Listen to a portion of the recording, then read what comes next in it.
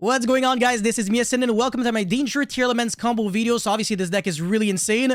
Everybody knows that it's probably the best deck going to the next format, and because of that, people are definitely getting prepared. So even if you don't know about this deck, I do still recommend you to watch this video just to understand how it works, so that you know how to counter it even more. So today I'll show you guys 5 combos on how to utilize this deck, and also kind of play through interruptions sometimes in order to make you a better TEARLAMENTS player. But before this video starts, make sure you like and subscribe. Check me on Twitch and Instagram. If this video can get to 1,000 likes, I will be making a live stream on this deck. And now let's get right into combo number 1. So combo number 1 is actually very simple. I even made like a full video on this engine, which is the branded package. Well, not really branded, but rather just one card, which is branded in High Spirits with Albion.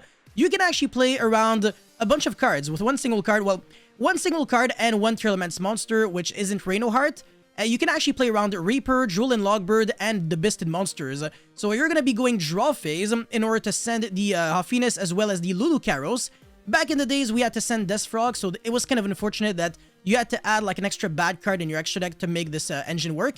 But now it's like you're playing you just have to send a card that you're already playing anyways, and you're going to be recycling it back as well. So you send the Hafines or any of their TEARLAMENTS, Fuse for Kid Kalos, and then get your search. So you were able to get a two searches during your draw phase, which means that Drool and Logbird, which will not be very good, and by the time you finally have your first monster, the Reaper is not going to be able to do much because people who are playing Reaper, their usually only target would be Kid Kalos. So if you already summon the Kid Kalos at this point, it's not going to be too great. And obviously your opponent has to control more monsters than you do for you to be able to use the Reaper. And the Bisted monster is also useless because they are only quick effects if your opponent controls a monster. So you get to play around 3 hand traps with one single card, which is absolutely fantastic. Of course, this isn't much of a combo. It's really just to show you what you can do with one single card. But your Albion also gets its money back by drawing a card and foolishing for another High Spirits. And the next turn, even on your opponent's turn, if a fusion monster hits the graveyard, on the end phase you can recycle back Branded High Spirits so that you can kind of keep looping the exact same thing over and over. That's really cool. So with 2 cards you were able to end on Kid Kalos as well as 2 cards in your hand, so 1 search and 1 draw. And that's actually really cool considering the fact that once again, you can kind of ensure that through hand traps. So that's it for combo number 1. Let's get right into combo number 2 now. Alright, combo number 2, this is just a random hand of me playing and trying to Eradicator people because I think Eradicator is going to be a big card next format. And another really big thing is going to be Spell Canceller with the Dugaris, which can revive it back. Shoutouts to Hani and shoutouts to Jesse Cotton, even though obviously they're not the only ones who thought about that. But yeah, so what can we do with Danger monsters in TEARLAMENTS? Quite a lot. So I don't know if there's always like a correct sequencing because this deck is very complicated. Literally like 10 billion ways to correctly play this out, but it's very tricky and it also uses a lot of stamina from your brain. So if you're not really good at the game, I don't know if this is really the deck that you should be playing. I'm just kidding. You can definitely improve and eventually learn how to correctly play this deck. But there are a bunch of fusion monsters that you can summon on your own turn. You can trigger 3 effects. So you can summon Kid Kalos, Garura, and Mudragon or Lulucaros. And that ensures that you can play through Nibiru. But if you have instant fusion, if you're a sack, then you can actually summon 4 fusions. You can literally do the full thing. And of course, you mill a lot in this deck. And that's probably the reason why Fairy Tail Snow got banned. And by probably, I mean most definitely. So I don't know if this is definitely this looks unfair, right? I'm going to be recycling back the Eradicator that I milled with the Curious. I'm going to have... I didn't even normal summon, by the way. And I can still end on Dweller and everything else. And I even have a target for Eradicator in the form of Gigantic Splight. So even if I had to, hard draw the Smashers and discard it off of a Danger, I can still go for that Gigantic and link off for maybe like a second Splight Elf or something. Obviously in this situation I didn't have one, so I just summoned Dark, which does nothing.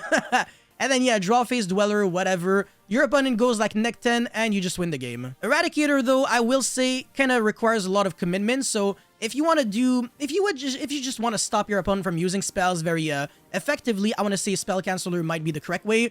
But still, I'm going to show even more combos with Eradicator because it also takes care of trap cards, and you don't have to skip your next main phase 1 to use this combo. Alright, combo number 3, another really good hand. Shaylin, Desires, Meru, Druid Worm, and Salik. I recommend always using Desires at the very end, unless your hand is like garbage and you kind of have to.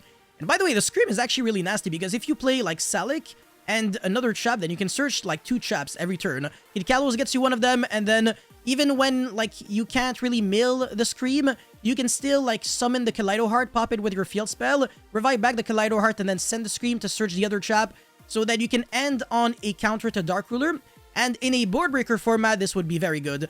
However, it is very debatable whether, you know, the next format is going to be a board breaker format or a hand trap format. Personally, I believe it's going to be a hand trap format.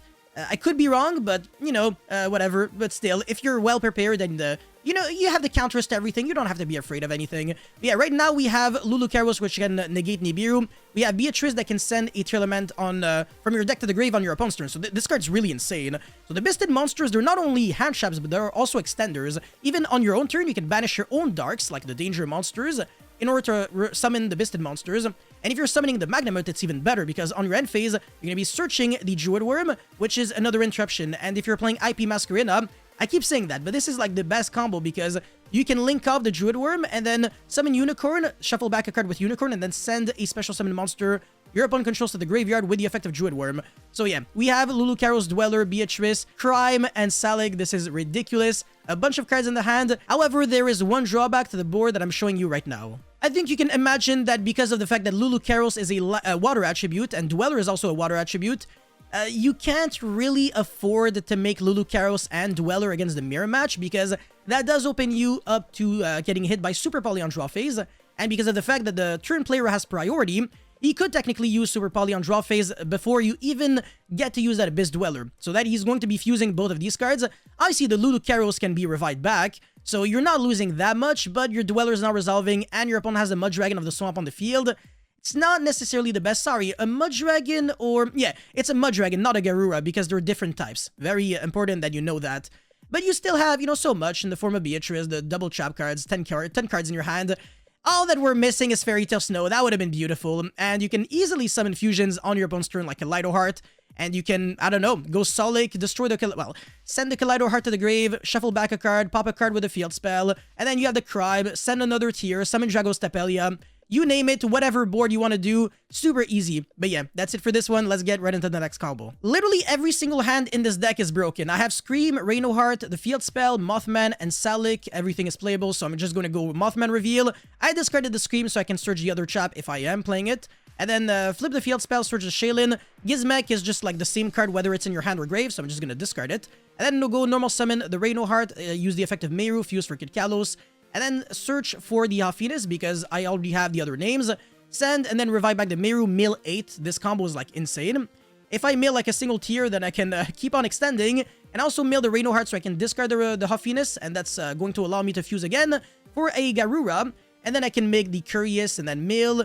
Chainlink 2 to draw a card. I drew Eradicator, must be nice. So I don't even have to Curious to get it. And then I can go, whatever, bounce back the field spell so I even have a follow-up for next turn. I can make the Dweller, and just like that, a huge board on my opponent's turn. The one issue, though, is that I don't have a Bistan monster, so it's kind of harder to get the Eradicator target. And that's, I want to say, one of the biggest issues that I have right now. If you want to have, like, an Eradicator target, sometimes you just have to go Gigantic Splight, because it's a big dark monster. And then you get rid of it on your opponent's standby phase. But again, we still have the exact same issue as last time with the Lulu, Karos, and Dweller. So if you don't want to lose... It's like a weird paradox of you don't want to lose to Nibiru because you want to make the Lulu Karos early, but then you can't really make the Dwellers, so this is the kind of thing that you don't really want to do blind. Still really good though, again, even if we get Super Poly, you're always winning, man. This deck's just too good. You mill a single tier, you can make Dragos Tapelia, that's gonna be your Eradicator target, get rid of spells or traps. You can even take care of evenly if your opponent goes like, you know, battle phase, and then you're like, oh, hold on, that's probably an evenly. I'm going to try to tribute and then call trap cards. But yeah, anyways, again, we have the double traps and the Alphinus. What else could you ask for? Protection against hand traps a little better. I definitely get you. Anyways, let's get right into the fifth and final combo now. Before proceeding into this combo, friendly reminder, of course, to like and subscribe. I really appreciate you guys so much. It really means the world to me, your support and everything. Yeah, this hand has Meru, Mothman, Hafines, double field spell. Still very good. Every hand I want to say is playable. This is a very consistent combo deck. I'm not even going to be using the effect of Hafines. It's kind of a little neggy to use the Meru from my hand. I feel like I can do a little better, and I can reassess the situation once I see the draw from the Mothman. Yeah, anyways, I'm going to be able to fuse for that Kid Kalos by sending the Meru with the Shaylin, and then search another field spell because it's kind of useless. Kid Kalos send itself, mill 11, because you have the Kid Kalos for 5, the Meru for 3, and then the Scream for 3. So yes, 8 plus 3 is 11. I'm not that bad at maths. I'm going to be milling the Eradicator target again, so I don't have to Curious for that. I can Curious for something else. I'm going to be destroying the Scream with the field spell, search the Crime that way, and then revive back the Meru with the Elf. And I'm going to be bouncing back the Meru for the Zephyros. and I'm going to be making a Dweller here. Set 2 and pass turn, so I have the Monster in my hand in order to use the Crime Negate. I still have the Solic with Kaleido Heart, which is a very good setup, and then the Dweller so I can take care of the mirror matches. The Elf here, I want to say the Kaleido Heart should have been in this column, or maybe I should have like kept the Elf there and then summoned the Dweller here in the middle. So that's definitely my bad, but at least I'm mentioning it in the video. And yeah, this is still, like I said, very, very good. The follow-up is also obviously really good because it's a graveyard-based deck, so you always have some resources to play with. Sometimes it's like Gizmek, and it's still very nice because you can revive back the Gizmek on your opponent's turn, and then on your own turn, use the effect to destroy a monster. But yeah, that's pretty much it for this video. Let me know your thoughts about this deck in the comment section below. If you have any feedback, also let me know. I really appreciate you guys. Again, before this video ends, friendly reminder to like and subscribe, and I'll see you guys very soon. Peace.